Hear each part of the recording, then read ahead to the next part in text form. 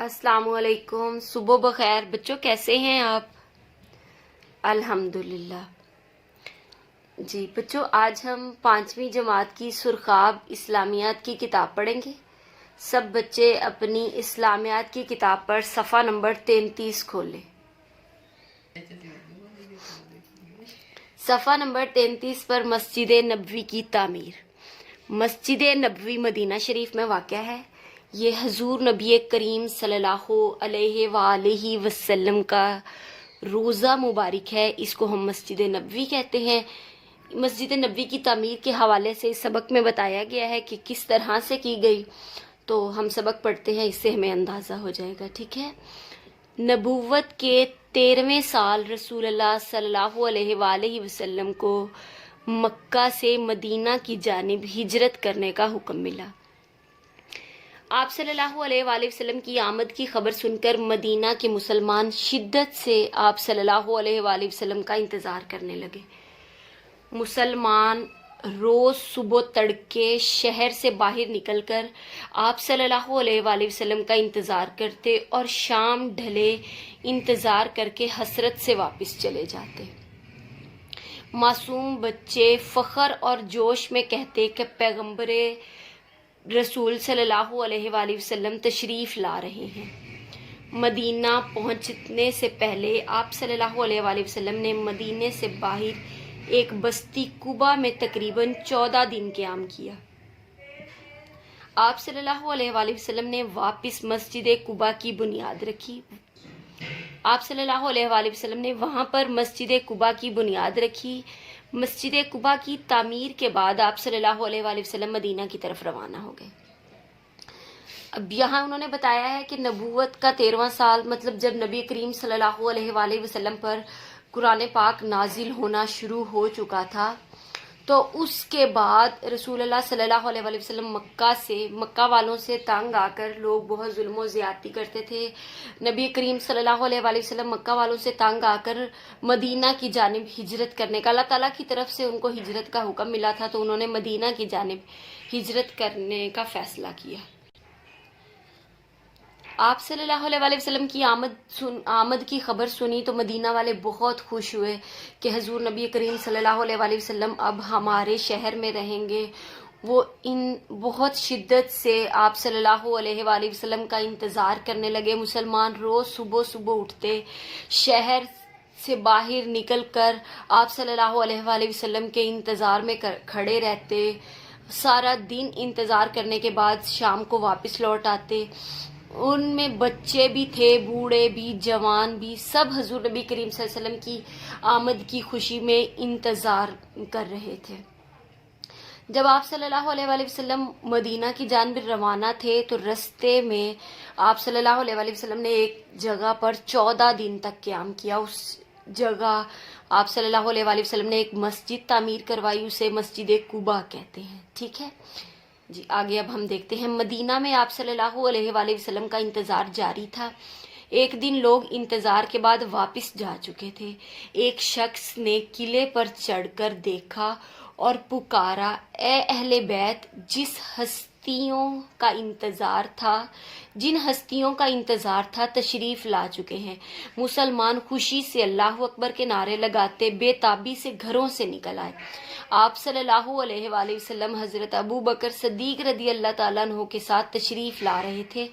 Medina वालों ने आप सल्लल्लाहु अलैहि वसल्लम और हज़रत अबू बकर सिद्दीक़ रज़ी अल्लाह ताला अन्हु का भरपूर इस्तकबाल किया। आप सल्लल्लाहु अलैहि वसल्लम के मदीना पहुंचने पर तमाम लोगों की ख्वाहिश थी कि अल्लाह के रसूल उनके घर ठहरे। हर कबीला आप सल्लल्लाहु अलैहि वसल्लम के सामने आकर अर्ज़ करता कि हजूर सल्लल्लाहु अलैहि वसल्लम, ये घर, ये माल और ये जान आपके लिए है। आप सल्लल्लाहु अलैहि वसल्लम खुशी का इजहार करते और दुआ देते। आखिरकार कुर्रा हज़रत अबू अयूब अंसारी के नाम निकला। रसूलुल्लाह सल्लल्लाहु अलैहि वसल्लम ने उनके घर क़याम किया। जी, इसमें है कि जब मदीना वाले रोज़ इंतज़ार करते थे, एक दिन जब वो घर वापस चले गए तो एक आदमी किले के ऊपर चढ़ गया और उसने देखा कि हजूर नबी करीम सल्लल्लाहु अलैहि वसल्लम आ चुके हैं। तो उसने सब अहले अरब को पुकारा کہ دیکھو وہ ہستی جس کا ہم کب سے انتظار کر رہے تھے وہ تشریف لا چکے ہیں. اور مسلمان اپنے گھروں سے نکل آئے اور اللہ اکبر کے نعرے لگانے لگے. حضرت محمد صلی اللہ علیہ وآلہ وسلم کے ساتھ حضرت ابو بکر صدیق رضی اللہ تعالیٰ عنہ بھی تھے.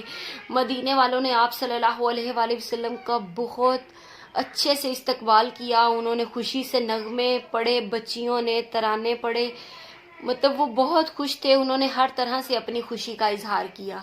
جب آپ صلی اللہ علیہ وآلہ وسلم مدینہ پہنچ گئے تو اللہ کے ہر بندے کی خواہش تھی کہ اللہ کے رسول ہمارے گھر ٹھہرے. ہر قبیلہ یہی چاہ رہا تھا کہ وہ ہمارے گھر ٹھہرے. تو اس پر پھر وہ اپنا سامان، اپنا مال، اپنی جان تک حضور نبی کریم صلی اللہ علیہ وآلہ وسلم کی خدمت میں پیش کر رہے تھے. تو اس کے بعد قرآن اندازی کی گئی کہ لوگ کہہ رہے تھے ہماری طرف رہیں، کوئی کہہ رہے تھے ہماری طرف رہیں. تو پھر جب قرآن اندازی کی گئی تو قرآن اندازی حضرت ابو ایوب انصاری کے نام نکلی. تو رسول اللہ صلی اللہ علیہ وآلہ وسلم نے ان کے گھر میں قیام کیا. ٹھیک ہے. مدینہ پہنچتے ہی سب سے پہلے خدا کے گھر یعنی مسجد کی تعمیر کے کام کا آغاز کیا گیا. حضرت ابو ایوب انصاری کے گھر کے ساتھ یتیم بچوں کی ایک زمین تھی. آپ صلی اللہ علیہ وآلہ وسلم نے دونوں یتیم بچوں کو بلوایا اور ان سے زمین خریدنے کی خواہش کا اظہار کیا. بچوں نے یہ زمین بلا قیمت دینا چاہیے لیکن آپ صلی اللہ علیہ وآلہ وسلم نے منظور نہ کیا اور قیمت ادا کرنے کا فیصلہ کیا. مسجد کی تعمیر کے لیے زمین کی قیمت حضرت ابو ایوب انصاری نے ادا کی. ٹھیک ہے. مطلب جب مدینہ پہنچے تو سب سے پہلے انہوں نے مسجد کی تعمیر کا کام شروع کیا. مسجد کی تعمیر کے لیے جہاں پر نبی کریم صلی اللہ علیہ وآلہ وسلم نے قیام کیا، مطلب حضرت ابو ایوب انصاری کے گھر میں انہوں نے قیام کیا، تو ان کے گھر کے ساتھ ہی کچھ جگہ پڑی تھی. تو وہ جگہ 2 یتیم بچوں کی تھی. حضور نبی کریم صلی اللہ علیہ وسلم نے ان بچوں کو بلوایا اور ان سے کہا کہ یہ زمین ہم آپ سے خریدنا چاہتے ہیں. تو بچوں نے کہا کہ ہم یہ زمین کی قیمت نہیں لینا چاہتے، مطلب بلا معاوضہ ہی آپ کو دینا چاہتے ہیں. تو آپ صلی اللہ علیہ وآلہ وسلم نے اس بات سے انکار کر دیا اور اس زمین کی قیمت دی، اور زمین کی قیمت حضرت ابو ایوب انصاری نے ادا کی. ٹھیک ہے. اس کے بعد مسجد کی تعمیر کا کام شروع ہوا. مسجد کی دیواریں کچی اینٹوں، ستون کھجوروں کے تنوں اور چھت درختوں کی ٹہنیوں اور پتوں سے بنائی گئی. تعمیر کے کام میں آپ صلی اللہ علیہ وآلہ وسلم نے اپنے ساتھیوں کے ساتھ مل کر خود بھی حصہ لیا.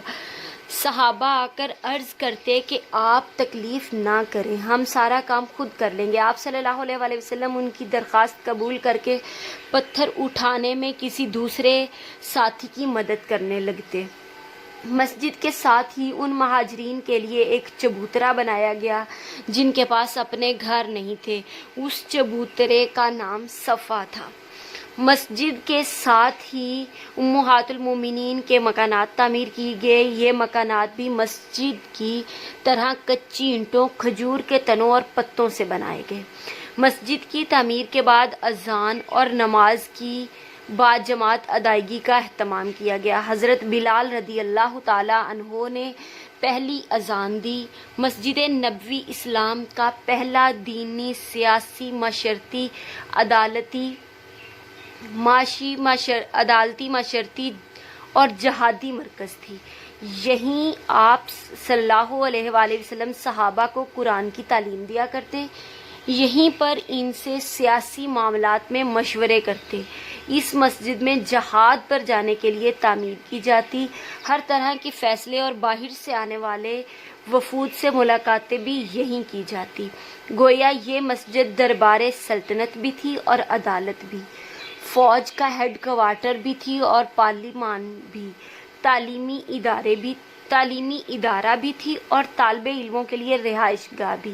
آج بھی مسجدوں کو ہر محلے میں یہی مرکزی حیثیت حاصل ہونی چاہیے. جی، اس میں ہے کہ جب نبی کریم صلی اللہ علیہ وآلہ وسلم مسجد کی تعمیر کا کام شروع کر دیا تو تعمیر کے لیے جو دیواریں ہیں وہ کچی اینٹوں کی، اور جو ان کے ستون بنائے گئے، ستون ہوتے ہیں، ستون کھجور کے تنوں کے ستون وہ ہوتے ہیں جو اکثر یہ جو پلر بنائے جاتے ہیں چھتوں کو سہارا دینے کے لیے، وہ تب اس دور میں انہوں نے کھجور کے تنوں کے بنائے، چھت درختوں کے پتوں اور ٹہنیوں سے بنائی۔ اسی طرح جو لوگ جن کے پاس اپنے گھر نہیں تھے، مہاجرین تھے، ان کے پاس اپنے گھر نہیں تھے، ان کے لیے ایک چبوترا بنایا گیا جس کا نام صفا رکھا گیا۔ امہات المومنین مطلب جو نبی کریم صلی اللہ علیہ وآلہ وسلم کے عقد میں تھی، ان کی بیویاں تھیں، ان کے لیے جو مکانات تعمیر کیے گئے وہ بھی اسی طرح کے تھے۔ ٹھیک ہے، مسجد کی تعمیر کے بعد اذان اور نماز کی ادائیگی کے لیے با جماعت ادائیگی کا اہتمام کیا گیا۔